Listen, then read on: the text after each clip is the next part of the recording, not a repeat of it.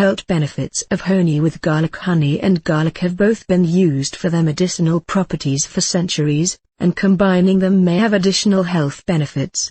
Here are some potential health benefits of consuming honey with garlic. Boosts immune system. Both honey and garlic have antibacterial and antiviral properties, which may help to boost the immune system and protect against infections. Lowers blood pressure. Garlic has been shown to lower blood pressure, and consuming it with honey may enhance its effect. Improves cardiovascular health. Garlic has also been shown to improve cholesterol levels and reduce the risk of heart disease, while honey may help to lower triglycerides. Acts as a natural cough syrup. Honey has been used as a natural cough suppressant for centuries, and combining it with garlic may help to soothe a sore throat and alleviate coughing.